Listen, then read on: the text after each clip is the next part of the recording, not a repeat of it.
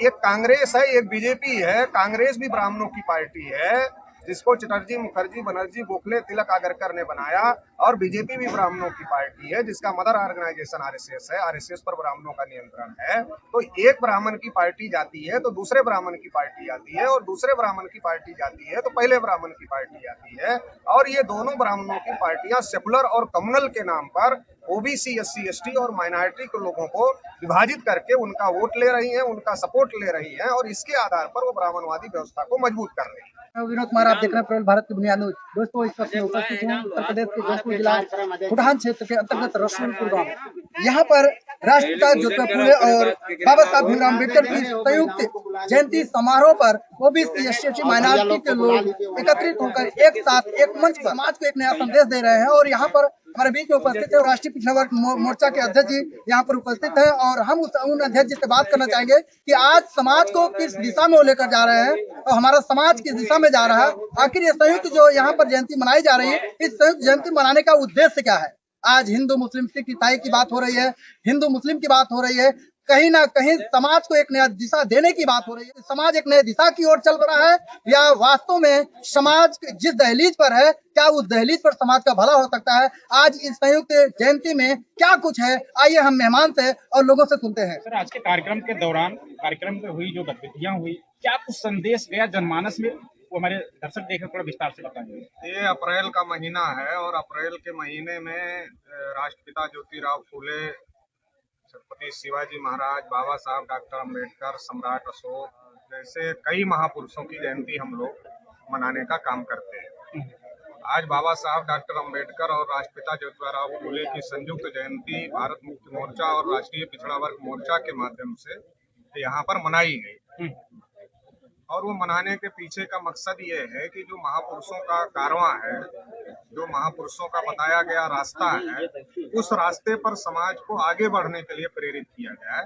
तो इसके लिए समाज में एससी, एसटी, ओबीसी और माइनॉरिटी के लोगों को एक साथ मिलकर महापुरुषों के रास्ते पर आगे बढ़ें, और जो महापुरुषों का सपना था उस सपनों को साकार करने का काम करें। इसके लिए आज ये कार्यक्रम आयोजित किया। इस तरह से हम अपने समाज को किस तरह से संगठित करें, संघर्ष करें, क्या भी चर्चाएं जो चल रही है, किस प्रकार से क्या कुछ संदेश जनमानस? देखिए, सबसे बड़ी महत्वपूर्ण बात यह है कि आज की तारीख में हमारे पास में संविधान है जी, और संविधान में हम लोगों के सारे अधिकार लिखे हुए। अगर हम अपने लोगों को उन संवैधानिक अधिकारों के बारे में जागृत कर दें, अपने महापुरुषों के उद्देश्य के बारे में, अपने महापुरुषों की विचारधारा के बारे में, और अपने महापुरुषों के जीवन संघर्ष के बारे में जागृत कर दें, तो अपने महापुरुषों के जीवन संघर्ष, उद्देश्य और विचारधारा से प्रेरणा लेकर और भारतीय संविधान में मिले अधिकारों का उपयोग करके हम लोग इस देश में अपने हक अधिकार को प्राप्त कर सकते हैं। और इस देश में शासन करती जमात, जो बाबा साहब डॉक्टर अम्बेडकर ने कहा कि हमें शासन करती जमात बनना है, तो हम शासन करती जमात बन सकते हैं। और अभी जो देश में नाइंसाफी का निजाम कायम है, आप सुनते होंगे, मीडिया में खबरें भी आती हैं, किसी को मूंछ रखने की वजह से पीट दिया जा रहा है, किसी को घोड़ी पर चढ़ने की वजह से पीट दिया जा रहा है, किसी को घड़ा मटका छूने की वजह से हत्या हो जा रही है, कोई कथा कहने जा रहा है तो उसको पीट दिया जा रहा है, मुंह पे छिड़का जा रहा है, राष्ट्रपति तक के साथ में भेदभाव हो रहा है, जो मुख्यमंत्री था उसके साथ में भेदभाव हो रहा है। तो ये जो देश में ब्राह्मणवादी ताकतें हैं, वो लगातार एससी, एसटी, ओबीसी के साथ में और माइनॉरिटीज के साथ में अन्याय अत्याचार कर रही है। संविधान में हमारे हक अधिकार लिखे हैं, लेकिन देश की सत्ता और व्यवस्था पर मनवादी और ब्राह्मणवादी ताकतें हावी हैं, और वो मनवादी और ब्राह्मणवादी ताकतें संविधान में लिखे अधिकारों को लागू भी नहीं कर रही है, और बड़े पैमाने पर अन्याय और अत्याचार कर रही है। जैसे अभी बड़े पैमाने पर निजीकरण हो रहा है। निजीकरण का मतलब है रिजर्वेशन खत्म किया जा रहा है। बाबा साहब ने कहा शिक्षा शेरनी का दूध है, जो पिएगा दहाड़ेगा। तो आप देख रहे हैं कि स्कूलों को बंद करने की कोशिश की जा रही है, पढ़ाई की व्यवस्था को चौपट की जा रही है, और दूसरी तरफ दारू के ठेके खोले जा रहे हैं। तो नशाखोरी की तरफ नौजवानों को, यंग पीढ़ी को बढ़ाया जा रहा है। तो ये हमारे समाज के लोगों को, हमारे समाज के नौजवानों को बर्बाद करने की साजिश देश में बड़े पैमाने पर मनवादी और ब्राह्मणवादी ताकतें कर रही हैं। इनसे समाज को बचाना है, इसके लिए समाज को जागृत करना पड़ेगा। कैसे कैसे कायम होगा बंधुता, समानता, न्याय कैसे कायम होगा? समानता, बंधुता, न्याय अगर नहीं है तो विचारों की वजह से नहीं। मनवादी और ब्राह्मणवादी विचार जब हमारे लोगों में है, SC ST OBC के दिमाग में, तो इसकी वजह से ये नहीं है। अगर मनवादी विचारधारा निकल जाए और हमारे महापुरुषों की विचारधारा हमारे लोगों के दिमाग में आ जाए, तो इससे वो आचरण में आ जाएगी। आचरण में आ जाएगी तो हमारे आपस में समता, स्वतंत्रता, बंधुता, न्याय पहले हम स्थापित करेंगे, और ये सब मिलकर देश की सत्ता और व्यवस्था जब नियंत्रण में लेंगे तो पूरे देश में समता, स्वतंत्रता, बंधुता और न्याय स्थापित करने का काम करेंगे। सर 15 और 85 की यदि बात करते हैं तो 15 बहुसंख्यक है, 85 बहुसंख्यक है, और इतना बहुसंख्यक होने के कारण फिर भी 15 पर संदेह और डर क्यों? मूल रूप से जो 3.5% ब्राह्मण है, वो 3.5% ब्राह्मण ही इस देश में जो ब्राह्मणवादी व्यवस्था को मजबूत बनाने के लिए जो साजिश और षड्यंत्र कर रहे हैं, और जो इस देश के संवैधानिक अधिकार जो इस देश के मूल निवासियों को मिले हैं, उन संवैधानिक अधिकारों को रोकने की कोशिश कर रहे हैं। क्योंकि आजादी के 78 साल में अगर आप देखो तो एक भी शेड्यूल कास्ट की पार्टी सेंट्रल गवर्नमेंट में नहीं गई, एक भी शेड्यूल ट्राइब की पार्टी सेंट्रल गवर्नमेंट में नहीं गई, एक भी OBC की पार्टी 5 साल के लिए सेंट्रल गवर्नमेंट नहीं चलाई। देवगौड़ा बहुत कम समय के लिए बने थे, चौधरी चरण सिंह बहुत कम समय के लिए बने थे। एक भी माइनॉरिटी की पार्टी भी सेंट्रल गवर्नमेंट नहीं चलाई, एक भी क्षत्रिय राजपूत की पार्टी भी सेंट्रल गवर्नमेंट नहीं चलाई। तो एक कांग्रेस है, एक BJP है। कांग्रेस भी ब्राह्मणों की पार्टी है, जिसको चटर्जी, मुखर्जी, बनर्जी, गोखले, तिलक, आगरकर ने बनाया, और BJP भी ब्राह्मणों की पार्टी है, जिसका मदर ऑर्गेनाइजेशन RSS है। RSS पर ब्राह्मणों का नियंत्रण है। तो एक ब्राह्मण की पार्टी जाती है तो दूसरे ब्राह्मण की पार्टी आती है, और दूसरे ब्राह्मण की पार्टी जाती है तो पहले ब्राह्मण की पार्टी आती है, और ये दोनों ब्राह्मणों की पार्टियां सेकुलर और कम्युनल के नाम पर OBC, SC ST और माइनॉरिटी के लोगों को विभाजित करके उनका वोट ले रही है, उनका सपोर्ट ले रही है, और इसके आधार पर वो ब्राह्मणवादी व्यवस्था को मजबूत कर रही है। सर उनका विभाजित करने का जो है कि वेश क्या है? हमारे समाज के लोगों में वैचारिक चेतना न होना ये सबसे बड़ा कारण है। अगर हमारे समाज के लोग वैचारिक रूप से जागृत हो जाएं तो ये हमारे लोगों को विभाजित नहीं कर सकती है। वैचारिक चेतना ही पैदा करने के लिए हम लोग इस प्रकार का सम्मेलन, इस प्रकार का कार्यक्रम कर रहे हैं, और गांव-गांव में इस प्रकार का चौपाल लगाकर लोगों को महापुरुषों के मिशन के बारे में, आंदोलन के बारे में, विचारधारा के बारे में जागृत किया जाए, मामला रोका जा सके। आपने ब्राह्मणों की बात की है, कहीं न कहीं हम लोग जो है अपने महापुरुषों के विचारधारा को मानने के लिए कार्यक्रम लगाते हैं, लेकिन जो ये कार्यक्रम चलता है इसी के तौर के सुन करके, और हमारे ही समाज के लोग जातवादियों को, कोई चमार है, कोई यादव है, कहीं वो है, तो उनके कुल्हड़ में पानी उनको दो, गिलास में पानी दो, ये किस तरीके से सुधार आएगा? देखिए, ये जो ब्राह्मणवादी व्यवस्था है ये केवल ब्राह्मणों तक सीमित नहीं है। ये जो ब्राह्मणवादी सोच है ये देश में SC ST OBC के दिमाग में भरी गई है। इसलिए मैं ये कहता हूँ हमारा आदमी मानसिक तौर पे गुलाम है।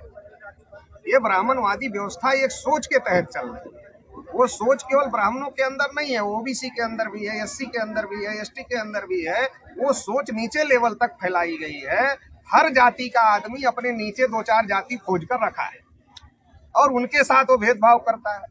उसके ऊपर जो अपने को समझता है वो उसके साथ भेदभाव करता है, उसके नीचे वाला उसके साथ भेदभाव करता है। तो अगर जब तक ये व्यवस्था नहीं हम समझाएंगे अपने लोगों को, जब तक वो ये सिस्टम को नहीं समझेंगे, तब तक वो बराबरी के रास्ते पर नहीं खड़े होंगे। सर, आपने स्पीच में कहा कि ब्राह्मण लोग जो है अपने औरतों को भी गुलाम बना के रखे, लेकिन आज जो जागरूकता के तौर पे चल रही है ये कार्यक्रम, आज भी हम तब भी जो है उनको बाउंडेशन रख रहे हैं, उनको बाहर नहीं निकलने दे रहे हैं, उनको किस तरीके से हर जगह वो आगे कदम कर रही हैं। बाबा साहब अम्बेडकर ने महिलाओं के लिए इस्तीफा दिया, और OBC के लिए ना तो महिलाओं को पता है ना OBC को पता है।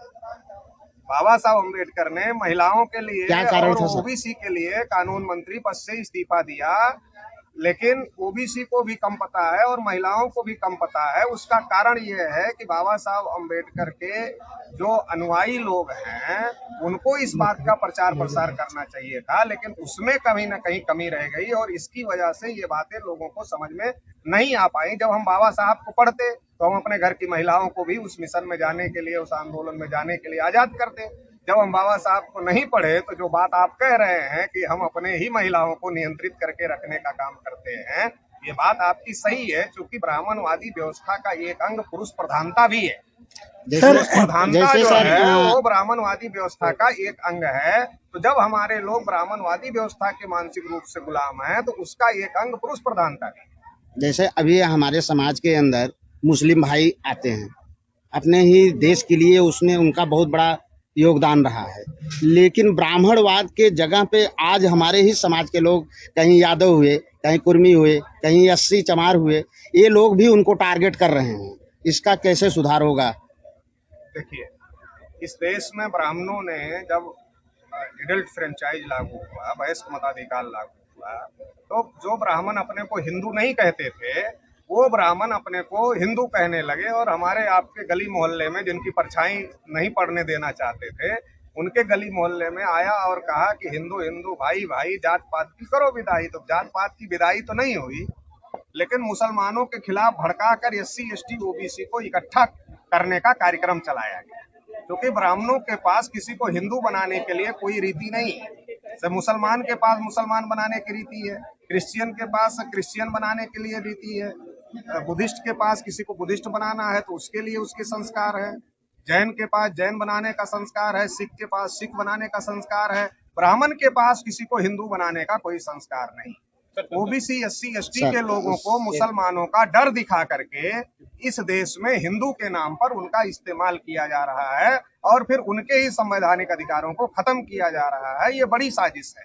क्योंकि मेन स्ट्रीम जो मीडिया है, आप लोग तो सोशल मीडिया के पत्रकार है, मेन स्ट्रीम मीडिया जिसको गोदी मीडिया कुछ लोग कहते हैं, हम लोग मनवादी मीडिया ब्राह्मणवादी मीडिया कहते हैं, वो लोग ये जो साजिश बड़े पैमाने पर देश में चल रही है इसको नहीं बताते हैं। इसलिए ज्यादातर लोगों तक ये बात नहीं पहुंच पाती है, इसलिए लोग गुमराह है। लेकिन अभी सोशल मीडिया आने के बाद आप लोग कोशिश कर रहे हैं, हम लोग कोशिश कर रहे हैं, तो अभी लोगों में जागृति भी है। हिंदू राष्ट्र बनाने क्या करना चाहेंगे, जिस तरह से अगर हिंदू राष्ट्र की बात की जाती है? पहले बात तो आप ये समझ लो कि हिंदू कोई धर्म नहीं। जी, हिंदू कोई धर्म नहीं है। और हाल में ही हिंदू अगर धर्म होता तो जिन ग्रंथों को ये कहा जा रहा है कि हिंदू धर्म के ग्रंथ हैं, उन ग्रंथों में हिंदू शब्द लिखा होता। रामायण में, महाभारत में, गीता में, वेद में, पुराण में, श्रुति में, स्मृति में कहीं पर भी हिंदू शब्द नहीं लिखा। इसका मतलब हिंदू कोई धर्म नहीं। जब जजिया कर लगा तो ब्राह्मणों ने मुगलों का महल घेर लिया और कहा कि हम हिंदू नहीं और हम जजिया कर नहीं थे। दयानंद सरस्वती ने लिखा कि हम आर्य हैं, हम हिंदू नहीं हैं, हिंदू गाली है। तो अगर ये गाली है तो ये ब्राह्मण लोग क्यों गाली दे रहे हैं? हिंदू धर्म नहीं है तो फिर हिंदू मुस्लिम सांप्रदायिक दंगा क्यों? हिंदू धर्म नहीं है, मगर 3.5% ब्राह्मण 3.5% वोट से गांव में सरपंच नहीं बन सकते हैं। बन सकते क्या? 3.5% से कोई बन सकता है? बिल्कुल नहीं। जो गांव में प्रधान नहीं बना सकते हैं वो प्रधानमंत्री बना रहे हैं। कैसे बना रहे हैं? वो एससी एसटी ओबीसी को हिंदू के नाम पर गुमराह कर रहे हैं। जब वो सांप्रदायिक वातावरण, देखो, समझाकर हिंदू नहीं बना सकते। अगर मान लो एससी को कहें अछूत बनाए, ओबीसी को कहें शूद्र बनाएंगे तो बनेगा? नहीं बन सकता। समझाकर नहीं बना सकते। जब समझाकर नहीं बना सकते तो कैसे बना सकते हैं? जब हिंदू मुसलमान की लड़ाई होती है तो दो ही होता है, या तो हिंदू होता है या तो मुसलमान होता है। जब हिंदू, मान लो हिंदू मुसलमान का झगड़ा हो गया तो क्या हो गया? मुसलमान मुसलमान हो गया, बाकी अपने आप ही हिंदू हो गए। तो जो बाकी अपने आप हिंदू हो गए उनका नेता ब्राह्मण हो गया और वो बहुसंख्यक हो गया। वो बहुसंख्यक होकर के वोट का सपोर्ट लेकर के राज कर रहे। हिंदू राष्ट्र बनाने की बात कर रहे हैं, जो हिंदू राष्ट्र बनाने की बात कर रहे हैं, तो क्या ओबीसी को तीसरे दर्जे का नागरिक बनना है? एससी को चौथे दर्जे का नागरिक बनना है? एसटी को 5वें दर्जे का नागरिक क्या है बनना है? चौथे, 5वें, 6ठे दर्जे का नागरिक बनना है? देखो, भारत का संविधान क्या कहता है? भारत के सभी नागरिक बराबर है। जाति के नाम पर, धर्म के नाम पर, भाषा के नाम पर, क्षेत्र के नाम पर किसी के साथ कोई भेदभाव नहीं होगा। सभी नागरिक पहले दर्जे के नागरिक हैं, सभी बराबर हैं। अब मान लो आप कह रहे हो हिंदू राष्ट्र बनाए, तो हिंदू एक तो कोई धर्म नहीं है, हिंदू कोई कॉन्सेप्ट नहीं है। ब्राह्मणों द्वारा हिंदू प्रचार किया जा रहा है। वास्तविकता ये है ब्राह्मणों का वर्चस्व स्थापित करना है। सर आप कहते हैं वर्चस्व स्थापित होगा तो क्या होगा?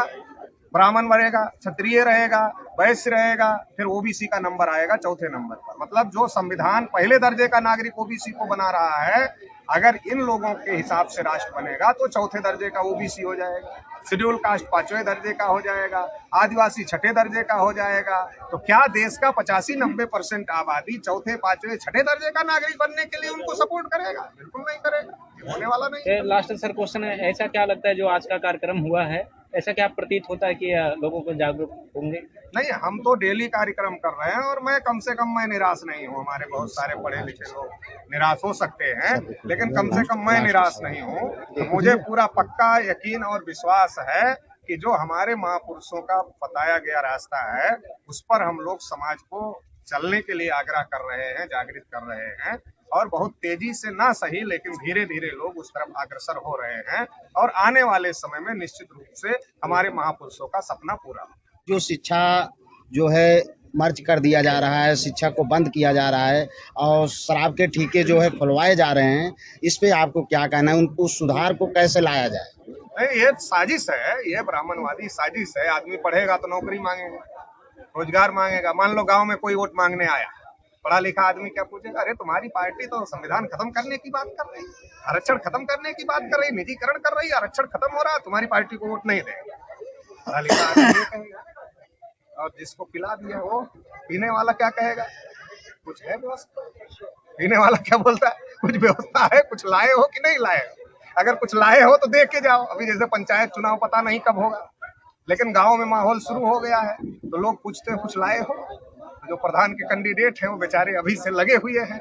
अब पता नहीं वोट किसको मिलेगा, हो सकता है जो आखिरी में पिला ले जाए, हो सकता है उसको मिलेगा। तो ये चाहते हैं कि जो संवैधानिक अधिकार है इसके बारे में लोग ना लड़े, इन लोगों को नशाखोर बनाया जाए, इनकी आने वाली पीढ़ियों को बर्बाद किया जाए। इसलिए स्कूल बंद करने का कार्यक्रम और दारू के कंपोजिट ठेके खुलवाने के कार्यक्रम जारी है। जाते जाते इस कार्यक्रम को लेकर के समाज को क्या संदेश देना चाहेंगे? समाज को यह संदेश देना है कि अगर हमको इस व्यवस्था से लड़ना है तो इस व्यवस्था के जो पीड़ित लोग हैं, पीड़ित शेड्यूल कास्ट है, शेड्यूल ट्राइब है, ओबीसी है, माइनॉरिटी है, उन लोगों को एकजुट होकर के एक साथ आकर के लड़ना होगा। अलग अलग लड़ेंगे तो अलग अलग पिटाई सबकी हो रही है, आगे भी होती रहेगी। हमारे महापुरुषों ने संदेश दिया एक साथ मिलकर लड़ने का, तो एक साथ मिलकर लड़ना होगा। धन्यवाद सर।